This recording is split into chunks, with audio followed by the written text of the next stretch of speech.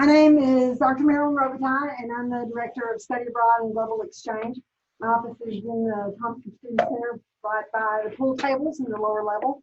So if you have any general things that you need to know, I will be available if you need to come by for something. And what we're going to do today is just a very general kind of orientation. This is not country specific. This is just to raise your level of consciousness about some things that if you have traveled before, you know these things, but this is just to make sure things bubble up to the surface in a way that they might not otherwise if we didn't hit it again.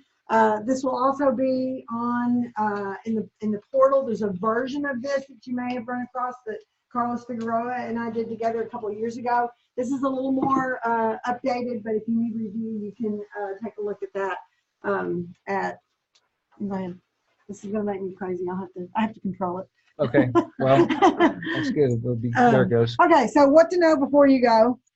And as I said, these are just some basic things to help keep you safe. You want to remember that you're operating under new circumstances. You're going to get off that plane. You're going to be jet lagged. The second you hit the ground, you're going to be going. Y'all have a fantastic itinerary.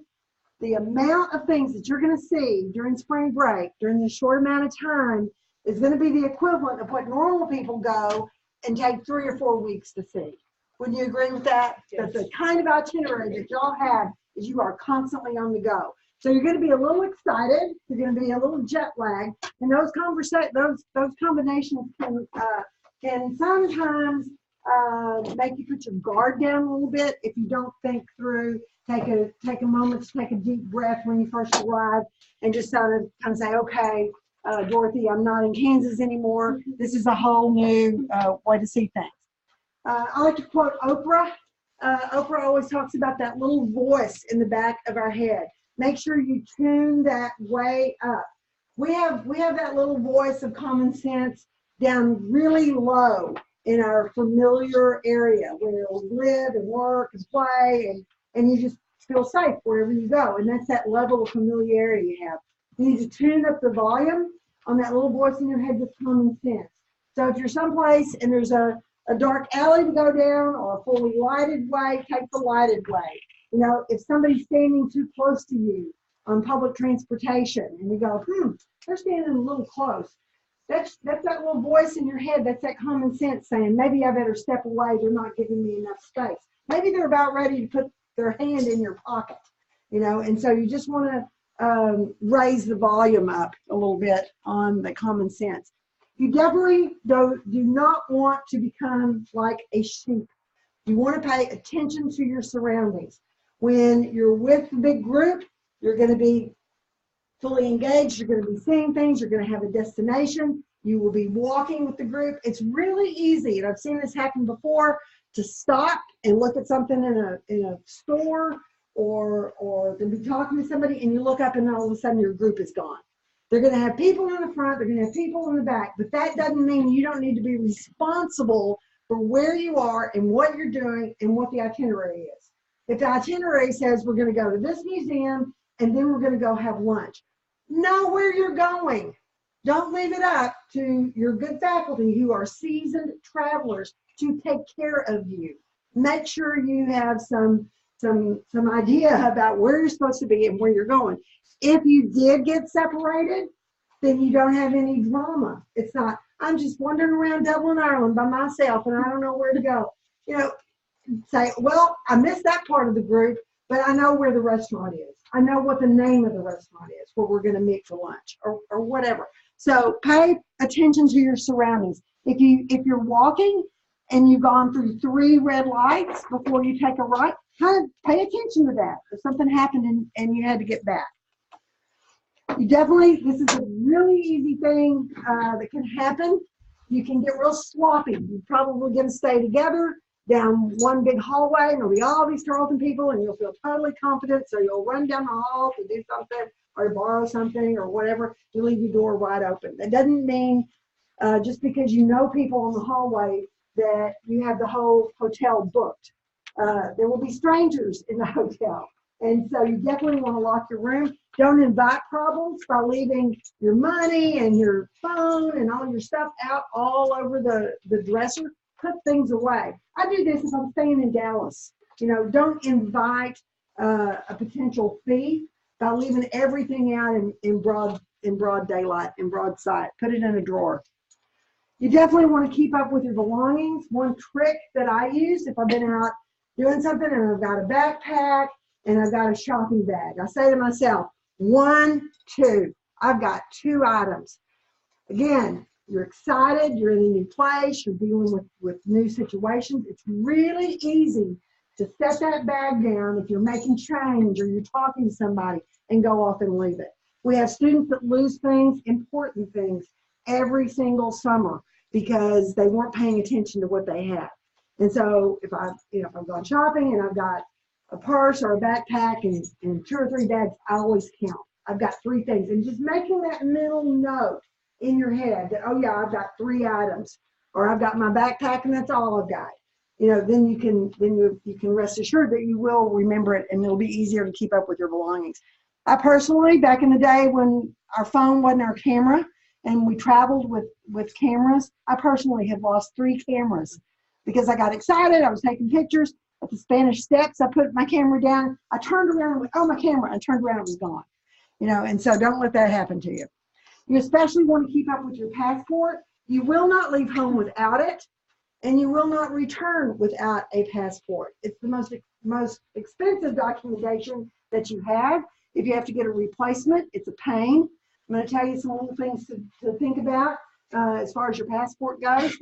I always put my passport in exactly the same spot in my bag, and that way I don't have to check 10,000 times or try to find it.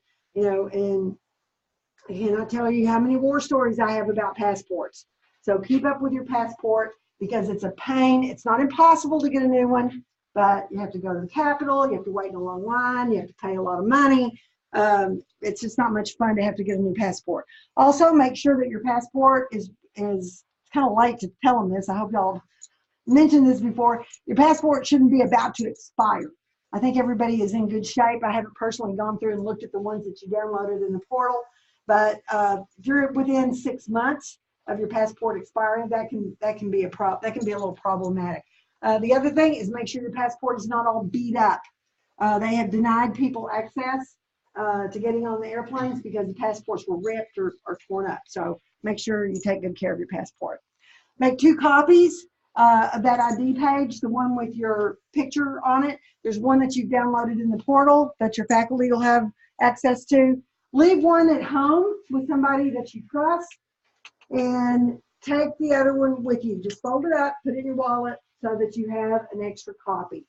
When I went with a student who lost her passport in Rome, the line where students had copies or individuals had copies of their passport was relatively short, only about a 45-minute wait. The line that people were getting replacement passports who didn't have a copy wrapped around the block.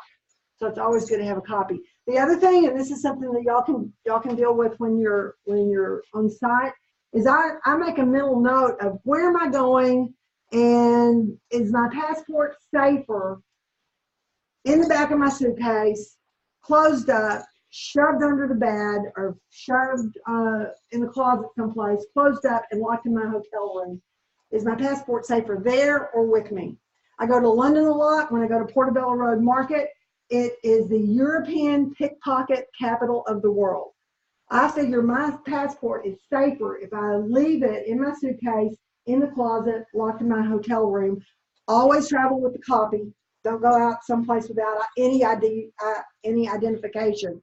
But I sort of do a mental note of where am I going? Do I need my actual passport or will a copy suffice? And what is safer where? And that's certainly something that y'all can discuss on kind of depending on your itinerary and where you're going to be going and if you're going to be in crowds.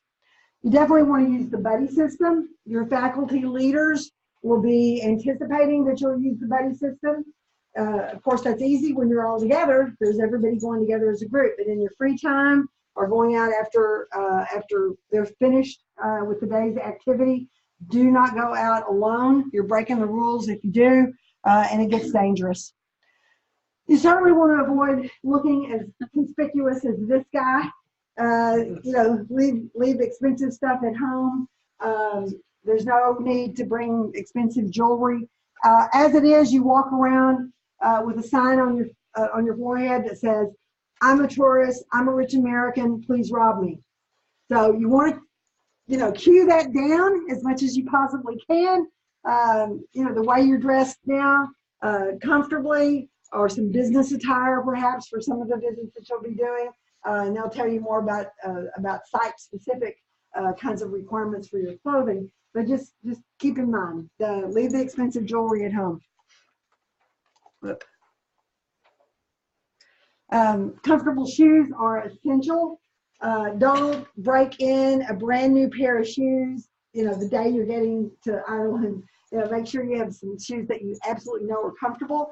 The amount of walking that you will do is probably triple or quadruple what you do in a day here. You walk everywhere, lots and lots of walking. Some of the streets are cobblestone streets, so you definitely want comfortable shoes. Also, shoes that you think are comfortable. If you haven't really tested them out, make sure you test them out before you go, because you're going to have lots and lots and lots of walking. Definitely be prepared. This sort of goes back to what I said about, don't be a sheep. Know the name of your hotel and the address in case you get separated. Always carry enough money for a taxi as soon as you get there, and you get a little bit of cash in the. They're on euro. They're on the euro, right? Mm-hmm. Yeah. Put like 10 or 15 euros. Just put it away in a safe place in case you get out someplace and you need a taxi. Not all taxi drivers take debit cards or take plastic. Some of them don't do that at all. And so, rather than having to walk in the middle of the night, if you get out or run into some reason that you need a taxi, you've got a little bit of extra money. So I always carry a little bit of extra. I just call it my emergency cash. If you haven't spent it the last day you're there, you've got some free souvenir money. But I would say at least 10 or 20 euros to put away right away. You have CISI Broad Insurance and Risk Management. Susan will write your insurance. I'll send her the information, and then you'll get a PDF file of your insurance, and your card will be in that. So make sure you check your Go.Tarleton account. That's the one that you'll be signed up for, and make sure you carry it with you at all times. We had a student a couple of years ago who racked up $700 on his phone bill because he checked and they said, "Oh yeah, you have international roaming." That meant his phone would work. So if somebody called him, he could pick up the phone and his phone would work. What he didn't check on was the data plan. So you cannot just assume anything. "Oh yeah, I paid $5 for my international plan, and I can do all of the email I want, and I can do all the texting that I want, and I can get on the internet." Well, you may be racking up data. So call or get online and find out about it. Call your phone provider and find out what the circumstances are. The best route to do is WhatsApp. Some of the, be on Wi-Fi if you're going to be on the internet. You don't want to rack up a $700 bill for your phone. So don't assume anything. The data is always going to be expensive. Don't flash your phone around. iPhones are very expensive, and they're even more valuable to a certain extent in European countries. Not everybody has an iPhone. Not everybody in Ireland has an iPhone, like most people here do, or even a fancy Android. And so it's very easy to lose your phone if you've got it out flashing it around. Just kind of back to that, keep a low profile as a traveler. So if you're taking your phone, just be careful with it, and just recognize that on the black market, those are very valuable, and all your identity is tied up to that iPhone. So don't flash your phone around. To call the U.S., you're going to dial 00 and a 1. A lot of this information is in a little booklet that will have links to on the website before you leave. We had to update some things, but just remember, we invented the whole system, so that's why we get to be one. But here again, when you check in to the good folks back home, it's really easier if you use WhatsApp or one of the, as long as you have Wi-Fi, and your hotels will have Wi-Fi, I'm sure. Baggage allowance has become very, very strict. Did y'all already tell them what airline they're going on? Okay. And so you can check the airline website and see what the baggage allowance looks like. Did y'all have any restrictions on the number of bags they can take or any of that? It's usually two. Yeah. So one carry-on and one full size that you're going to check, and you want to check. Yeah, check the weight and the dimensions. Yeah. So here's an example. You can get on the website and it'll tell you exactly what the limit is. People at the airlines have used to, if you walked up and you were kind of nice to them and you smiled, they go, oh, go on. It's a little heavy, but go on. Not anymore. I see people every time I fly who are taking things out of their bag, or they're putting on boots, or they're, you know, trying to get the weight limit down. And so, you know, make sure that you pay attention to that. The secret of traveling light is all about color. Don't, you know, have a color premise. Like, make sure that everything goes with black, and then every shirt you have goes with those black slacks or that black skirt or whatever you're taking, and just coordinate that way. It is possible, you know, to rinse the unmentionables out if you need to, rather than take, oh, I take 3 showers a day, so I need 27 pair of underwear. Well, no, you don't, you know. And so just think about how clothes work in combination. Don't take a big, thick, bulky sweater if you can only wear it with 1 pair of pants. You know, that's not a good outfit, because you're restricted and you're taking up that much space. I like to tell students to pack your bag and then go up and down a couple of flights of stairs and see how well you do carrying your bag. If it's too heavy, take about half of the stuff that's in there out. You probably don't need it anyway. And so, you know, you don't have a personal valet. Y'all didn't hire personal valets for anybody, I take it. Don't have a personal valet. You're going to be responsible for your own bag, so you've got to be able to carry it. And Trina worked on that questionnaire about can you put your bag up, and I'll be sending that to y'all. It's not in the portal, but I'll be sending that to y'all. So you've got to be able to manage it. And so that's an important chore that you will have to deal with. If you do have, don't go out and buy one, but if you do have a battery operated alarm clock, they're pretty good in case electricity goes out someplace. That rarely happens, but just in case, if you have one, take that. Skiers all know about moleskin. Moleskin is a good thing to have. You can get it in the Dr. Scholl's area of Walmart. It's pre-blister protection. If your shoe rubs and you start to get a blister, you can slap some moleskin on it, and it'll protect your skin and you won't get a blister. If you already have a blister, it's too late for moleskin. But I just keep mine in my little pocket of my bag. You'll certainly need some kind of rain gear. Some kind of journal is certainly helpful. I'm giving you a really fancy purple study abroad journal as a party favor, so you will have a journal. Keep in mind that in Europe and in Ireland, the electricity is different from ours. There's adapters and converters, okay? This is ours. Our plugs look just like that. This is the European style plug. So this particular adapter, these adapters right here, and a lot of times you buy them in a big package with all countries of the world. This is just adapting so that you can plug into that. That thing that looks like a box is actually a converter. So it's the converter that changes 110 so it will be adaptable to 220. Or actually, it processes it so you can plug things into a 220. So converter and adapter. And a lot of times people will just buy the adapters without the converter, and they blow things up. So that's a hairdryer. That's what happens to hairdryers if you plug them in with an adapter and no converter. Okay? I don't have good luck with hairdryers. I've gotten to where I just don't even worry about a hairdryer, because even with a converter, there are some hairdryers that are very touchy. See if some of your friends have one of those hairdryers that you can change the voltage. Some of those work really well. If we're going over for a longer period of time, I usually tell students, a couple of people going together and buy a dryer that you pull in. Curling irons are notorious for burning up, and hair dryers are notorious for burning up. So just be careful what you're going to plug in with the adapter and the converter. So the box is the converter. That's what converts the 220 to make a reasonable thing. So thank you, Apple. Apple, you only need an adapter. Apple products have built-in converters. So you can plug in a laptop, you can plug in an Apple phone. If it's an Apple product, you don't need a converter. Okay, everybody clear on that? So just beware. We burned up, imagine Tarleton Study Abroad students over the years have probably burned up 100 curling irons. It just happens. It's just part of it.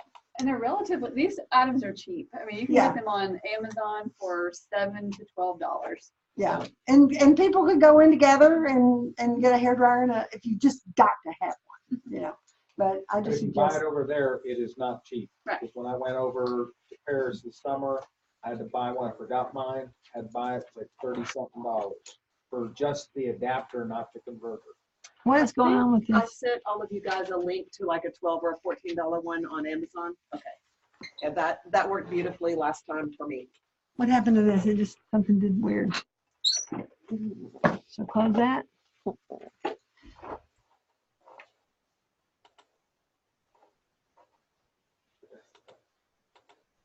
Okay. Voila. Okay. Are y'all gonna meet at the gate or are you gonna meet at check-in? We will meet at the gate, but you probably will see us at check-in because we're going to be milling around. Okay, so you'll know what gate to go to. Airport security is the first thing that you'll have to go through. If you've flown a lot, you know the drill. If you haven't flown very much, it's changed a little bit over the last year or so. The people that work at airport security have no sense of humor. They used to have just a little sense of humor, and now they have zero sense of humor. So don't make any jokes. This is strictly business. You're going to go up to that line. You'll give them your passport and your boarding pass. All right. So when you get there, you see these, looks like this. Looks just like this. There'll be a herd of people. They'll be, channeling you through. You're going to have to take your belt off. If you have on a lot of jewelry, you have to take your jewelry off. You have to put stuff in the bins. If you're bringing the laptop, you have to take the laptop out of the case and put that in. I am almost always in front of somebody who's huffing and puffing and tapping their toe because I'm too slow. But you know what? I don't care. I'm taking time. I'm looking at what I'm doing because I don't want to leave my stuff in that line. So you leave your stuff, you hoist your carry-on bag, you put all that stuff in the bins that you got to put. Take your shoes off, take your belt off, take your purse and put it there. Shove everything through, put your bag on. It just takes some time. Do not worry. You have every right to make sure you get all your act together and you get everything done and you push it through. So if there's somebody behind you, some frequent million-mile flyer behind you, who's trying to make you hurry or huff and puff, you just stand there and say, I'm organizing, and get your stuff done and don't worry about it. Any of you have TSA pre-check or global entry? Those are helpful. You're in good shape. Yeah, you just sail through, you don't have to take anything off it. But yeah, so avoid packing items that are banned by the airlines. This is an actual list, so leave your BB gun at home. Try to organize your carry-on bag that you're gonna send through security. This is what my bag looks like. I sail through. This is what my husband's bag looks like, and he always gets stopped because they have to dig through everything to make sure that he's taking out his knife or whatever. So pocket knives and things like that you will lose, they will confiscate. Just make sure that you've got your bag nicely organized and you will fly through. Keep in mind, if you have some stuff that you want to put in your carry-on bag, it has to be 3 ounces or smaller. And that doesn't mean you can say, oh, I've got about 3 ounces left in this big jug of lotion. No, it means the container itself has to be 3 ounces or less. So if you need your toothpaste because you want to brush your teeth after being on the airplane for 7 hours, or you want a contact solution, whatever, in your carry-on bag, it has to be the little sizes. They used to give away quart-size bags. Last time I was there, the area where I was didn't have quart-size bag. People were just throwing stuff in. But I would say put it in your own quart-size bag if you're going to carry stuff. And so the rule is 3-1-1, 3 ounces or less, 1 quart size bag, and place in one per traveler. Always, always, always avoid putting your medication in your checked baggage, and leave it in a bottle. Having, suspicious little white pills in a random bottle with no label could cause a little problem. And so just make sure if you're on medication that you keep it with you. Y'all have connections? Any connections? Okay. Just chill. If you're on a connection and you arrive someplace and your luggage does not, they will get it to you. But just think about creature comforts and say, okay, I wear contacts. If we land and there's been some hiccup and I don't get my bag, I'm okay. I've got my contact stuff with me. And so just kind of think ahead, because it's a lot less frequently that people get separated from their bags, but it still happens. And on most of the airlines apps, it'll let you trace your bag, but I've traced it before and had, my bag stayed in London and I went on to Prague. And so it just happens. It's just part of being an adventurer. And so it's not the end of the world. They'll find out where you're going to be. They will deliver it. They won't charge anything. A lot of times they will give you an allowance and you can go buy a fresh t-shirt or whatever. Did you have a question? Yes, ma'am. If it's on, like in our carry-on and it's medical supplies and there's like needles and stuff, is it better to have a doctor's note just in case? Oh, you need to make arrangements ahead of time with the airlines and find out what their policy is. And yeah, they may have a form that you download and have the doctor sign off on it. They'll just show up with that. And so, and y'all can help with, maybe go through security with her. And so, every airlines is a little bit different on that, but yeah, it's better to prepare ahead of time than just get there and go, oh, wait. I know some don't care, but I just don't know, like, I don't know. Yeah, just make sure you know what the particular airline circumstances are. Before we go to this, on your carry-on, I think we normally suggest putting 2 days worth of clothing in your carry-on just in case the worst happens, so that you can have clean Or at clothes. least underwear. I'm gonna go with 2 days worth of clothing. You can wear the clothes again, but underwear you want to have. Yeah. When I wore contacts, I used to wear contacts. When I wore contacts, I always made sure I had my contact stuff with me. Lisa's shirt. Yeah, the stuff you're like, I won't make it till tomorrow unless these items are taken Deodorant's care of. another good thing. Deodorant's good. Yeah. Toothbrush, toothpaste. So I've lost my luggage maybe 1/4 of the time I travel, if I've had a connection. Yeah, it just happens. It just happens. If you have very many connections, something that can happen. Just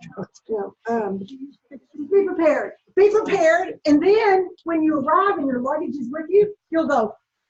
You'll be grateful. You'll be so happy that your luggage came with you.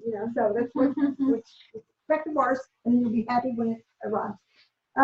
Debit cards work best. ATM machines are available in most big cities. Be sure you use one that's attached to a bank. Don't walk up to a kiosk in a convenience store or in a tobacco shop, because the rates might be exorbitant. Check with your bank. You want to tell your bank that you'll be out of the country, and you want to find out what the fees are. You don't want to be surprised when you get your bank statement and there's you drew out $25 and they charged you $18 to draw that out. So different banks have different rates, and absolutely make sure that your bank knows you're out of the country. Yeah. What's the currency like exchange from like US dollars to? You go to xe.com, xe.com, and you plug it in. It changes daily. So within a few cents, and when it gets a little closer to time to go, you can check. They have an app too that you can use. xe.com. In the DFW terminal, there's a place where you can exchange dollars for euros. So if you do it through your bank, they'll have to order it. But they're at the airport, they can do it on the spot. So don't feel like you have to do that before we. Usually we lose money when we're going to exchange for euros. It's usually more expensive. I mean, like sometimes 40 cents difference or somewhere around there. It depends, but. The other thing to keep in mind is when you go to a foreign country, just because it costs $5 here, doesn't mean it's gonna be €5 there, or it's almost like you can't plan necessarily on the cost of whatever things are gonna be there, because their price range is different and euros are different than what the dollar is. Yeah, but your brain will switch over. You know, like if you want a Diet Coke and it's €2, you'll get used to just paying €2. Right. You don't necessarily, unless you're a math major. I'm not a math major. You know, you don't necessarily go, oh, I'm paying $3.27 for that Diet Coke out of that machine. But you just sort of adjust the amount of money that you have in your pocket and what's there. Our tour guide have in the past, and I expect the same will be true this time, have always been very good about forewarning us if there's some sort of tourist trap where we're going to get into paying $6 for a Diet Coke, or if there's a certain cab that looks a certain way that you don't ever take because they overcharge people.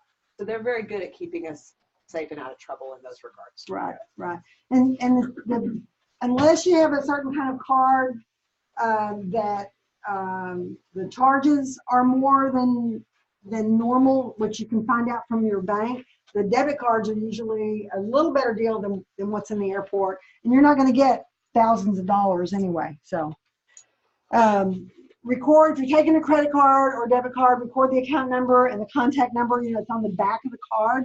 I usually just make a copy of the front and the back of the card and leave that at home with somebody that you trust, because if you do lose your bag or you lose that credit card or the machine eats it or whatever, it's much easier to call home and say, please cancel my credit card, rather than trying to do it from wherever you're going to go. So make sure you take care of that. Bring only enough American dollars to get by at the U.S. airport. You'll have to find a bank to exchange American dollars. That is painful to have to go through all that. You got to have your passport. You never get a good exchange rate, change in American dollars. I had a student one time who honestly showed up with something that looked like, let me find it. Oh, maybe I don't have it anymore. I had one that had a whole bunch of money. Hold on. Let me go back to previous. We'll get to that in a second.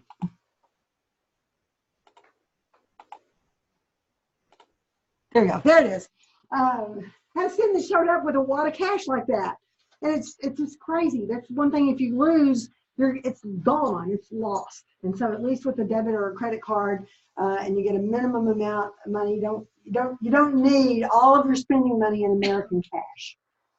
It's just not a safe thing to do, and you will not get a very good exchange rate, and you have to go to a bank to make any kinds of exchanges. And so, you know, y'all be in the airport and you want some, you know, walking around money in the airport, but you don't need all of your spending money in dollars, which is the point I was making.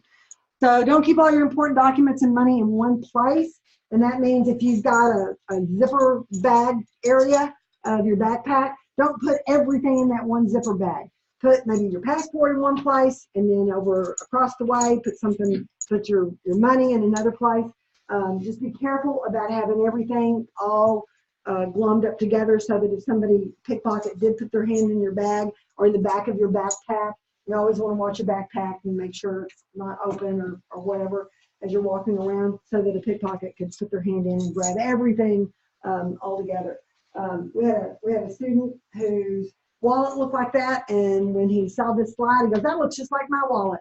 And he ended up taking his credit cards and separating them from his spending money, and he put that in a different part. And he had his wallet in his back pocket, and he had those credit card and his debit card in another area zipped into his bag. And sure enough, at the train station in Nice, he lost his wallet. And so he said, I didn't worry, I lost a little bit of money. It was kind of a pain, because my driver's license, my Texas driver's license was in there, but he didn't have his passport in that pocket, and he didn't have his debit card in that pocket. So he just went to the ATM, got a little money, called home, and everything was taken care of. So think about where you're putting your stuff. International travel requires that you check in 2 hours before your flight departs. So don't make your good faculty leaders traumatized because you haven't shown up. Make sure you're there in plenty of time. Right now, things are kind of volatile around the world. And so just be polite. Don't be an ugly American. And you may have very, very strong opinionated views about our current politics. This is not a good time to share them.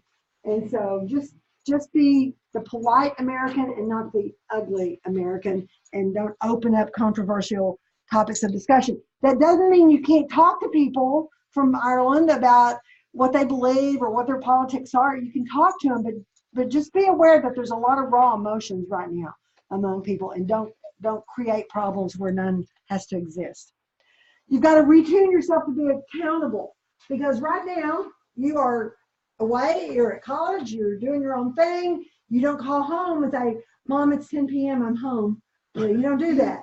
But you're going to have to be accountable in a new way to your faculty leaders, because it's their responsibility to make sure that your welfare is being taken care of. And so if they tell you the bus is rolling out of here at 9 a.m., be accountable. Be there at 8:30 or be there at 8:45. Don't put them through extra stress because you're being selfish and out on your own. This is a new way of thinking for you. And so you really do have to retune and make yourself accountable. All right. Because we will call you out. Yeah. For sure. And what we're going to talk about in our faculty meeting is how they have the power to send you home. Okay. So we don't want to go there. Alcohol issues are always something that we talk to students about. There are very tight rules on this is a Tarleton academic program. If it's class related, you're not going to be able to sit there and slug down a beer. People in Dublin, there's a pub on every corner. And I will tell you right now, Europeans do not drink the way Americans drink. We have a lot of Americans who are college-age Americans who binge drink.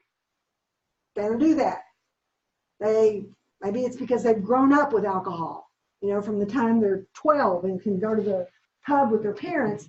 They may be drinking alcohol. Most American students don't operate that way. So be careful. Dangers are present.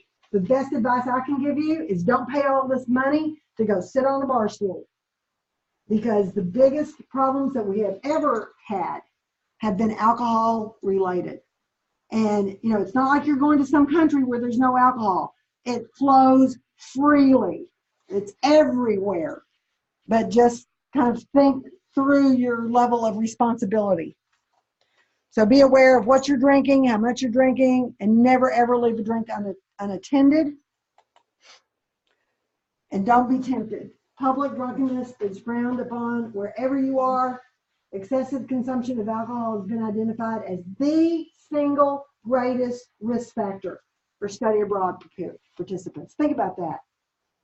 Think about that. The greatest risk factor. People get robbed when they're drunk, they lose their way, they end up in jail. All kinds of traumatic things can happen. And so just be aware of why you are involved in this trip. And I don't think anybody is immune. So be aware of the consequences of things that you are posting.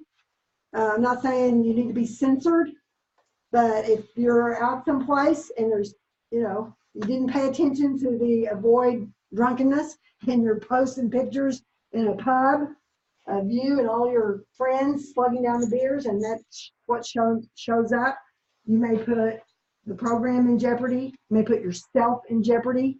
And so, certainly if there's any kind of emergency issue, give the authorities time to react. If your faculty leaders have to deal with an issue because somebody's been hurt or they broke an arm or something, don't be sitting there posting it on Facebook or Instagram before people have had a chance to process it and take care of it and take the necessary steps they've been trained to do.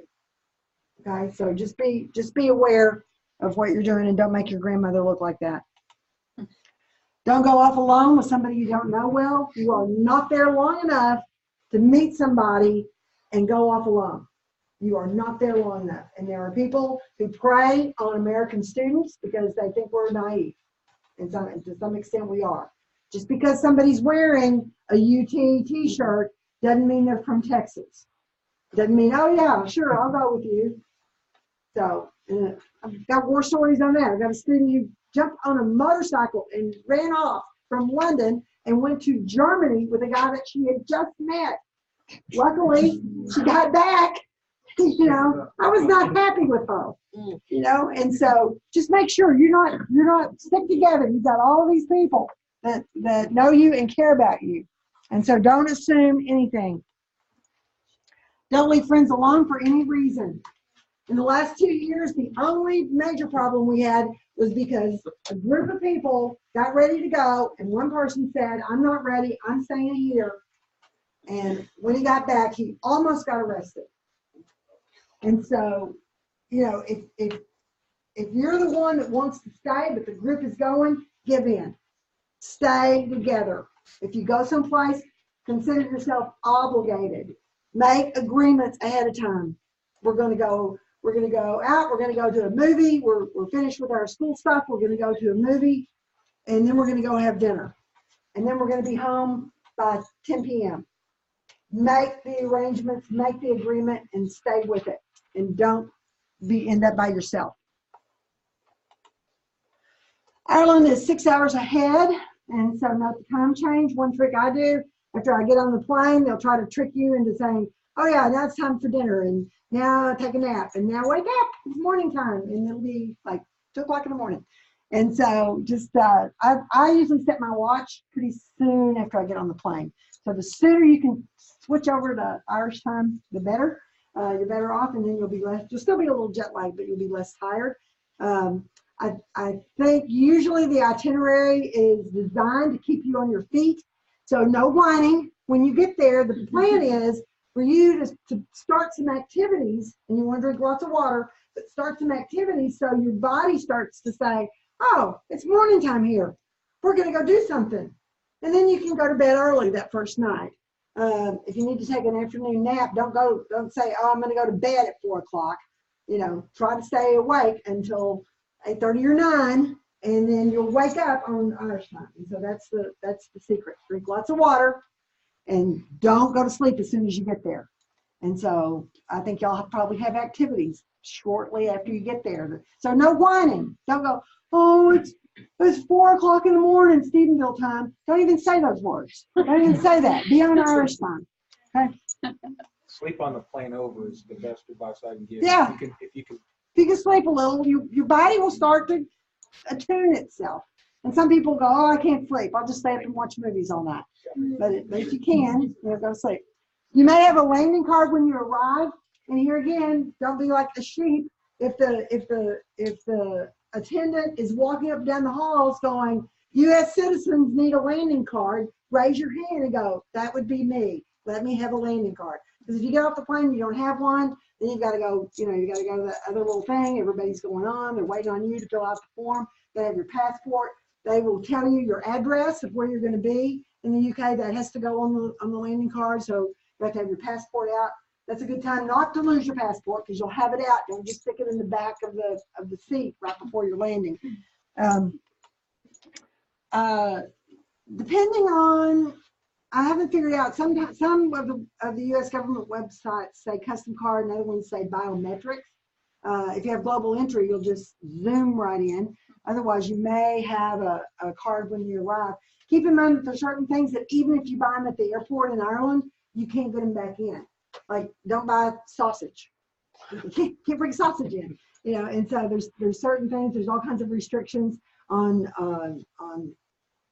different kinds of liquor and beer and that kind of thing. There's lots of different restrictions. So before you spend money on any souvenirs, you want to make sure that it's acceptable to bring back in the U.S. Everything has to be packaged.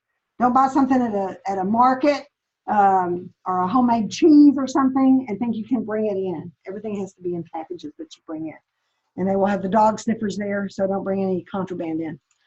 So remember, you are representing Tarleton, you're representing the psychology and the education departments, and you want to be on your best behavior. We consistently have program providers, and the guides that we work with and all the people we work with tell us what nice students we have. So don't mess up our reputation, and don't cause your faculty leaders who are seasoned travelers, who know their way around, they know how to navigate things. Don't give them any problem to worry. If you are a smoker, be aware that you almost can't smoke anywhere in an airport. The only problem I had when I was traveling with students with the smokers, because I would look up and they were just gone, because they had to go 20 miles to go outside and smoke. And so just make sure that, this program is designed for you. It's designed for you to have a fantastic experience, a fantastic time. It's an academic program. You are getting this you're doing this as part of your credit. So this is not a vacation. There will be expectations of your participation in various things. And so we just want you to stay safe and maximize this wonderful opportunity. Your faculty leaders have worked very, very hard to put this together and to make all of this come about for you. And so, be sure you thank them at every turn and have a great time. Does anybody have any questions? Oh, let me talk a little bit about the scholarships. Scholarships have been submitted to financial aid in the scholarship office. And the next thing that will happen is they're doing some notations and looking at some things. They'll get back to me, and then they will hit your accounts. And if you don't owe Tarleton any money, it'll spit it out as a refund. I'll look for that to happen relatively soon. Sent a couple of weeks, maybe a week and a half ago. So I should have that back pretty soon. And I think probably the best way, I'll just send y'all a list of these are the students that have been awarded. So it's 2.5 and be enrolled. And then you ought to be good to go as long as you were in the first pool.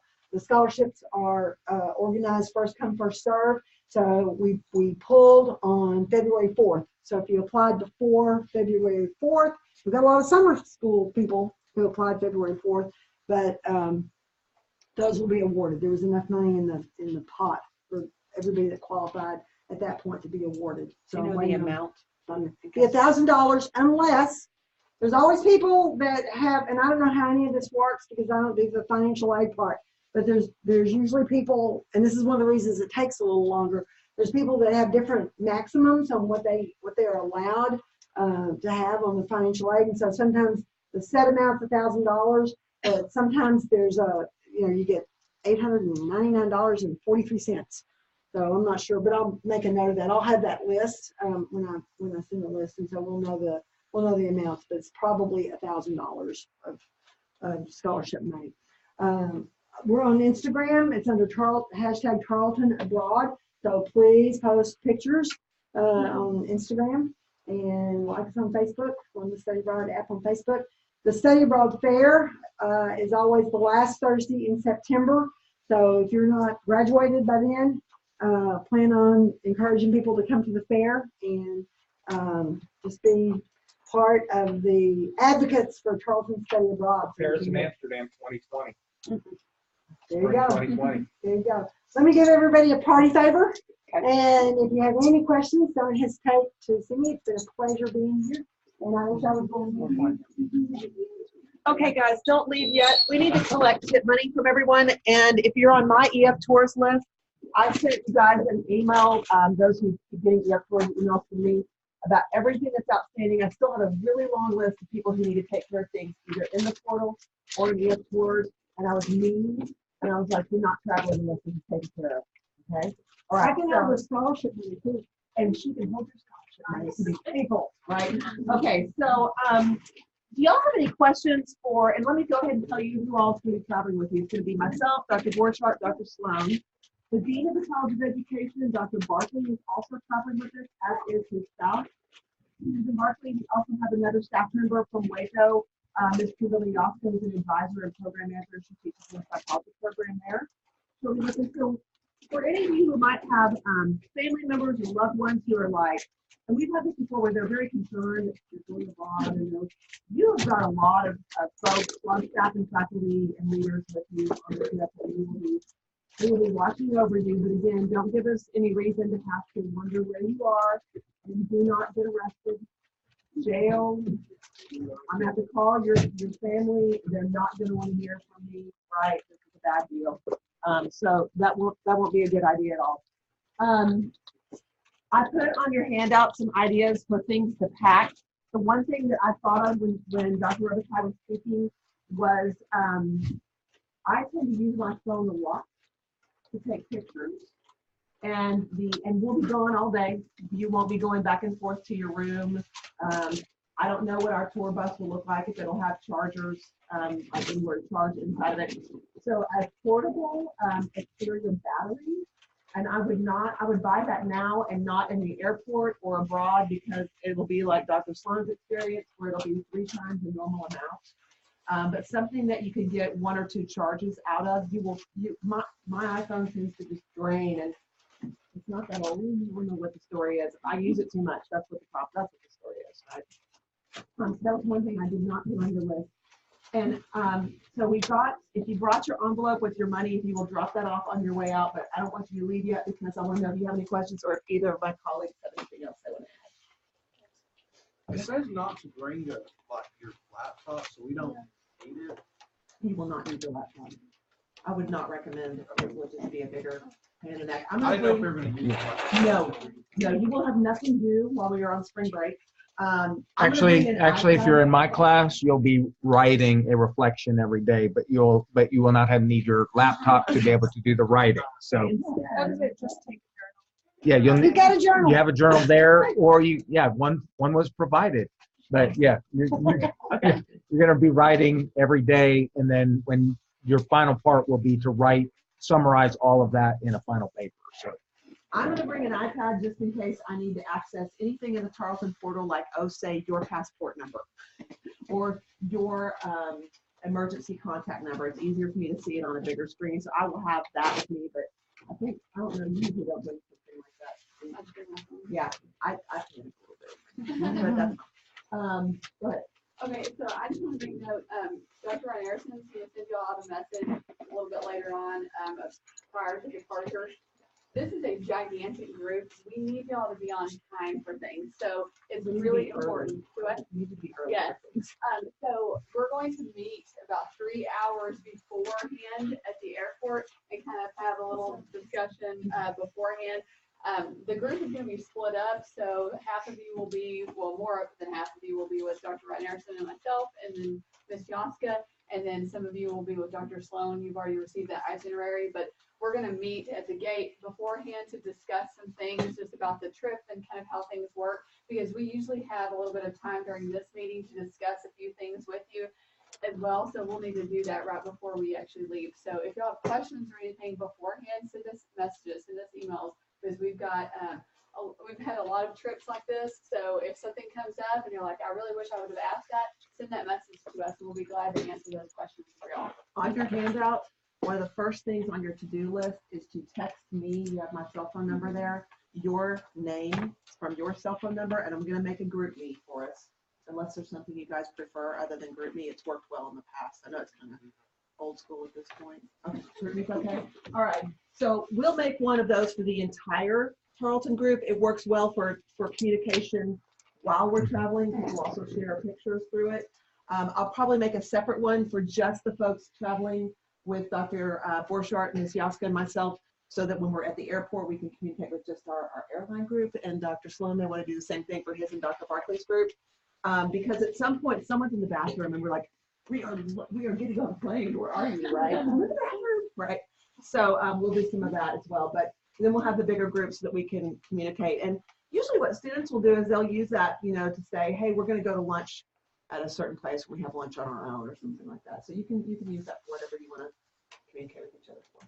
Did everybody sign my list? Everybody signed? Okay. all right. I'm out of here. I'm going out that way. Okay, thank you. Do you have anything, Dr.? No, sounds like everything got covered. And like they were saying, if you have any questions between now and then, please don't hesitate to ask so that we can get everything answered. And looking forward to traveling with y'all. It's gonna be fun. It's gonna be a good trip.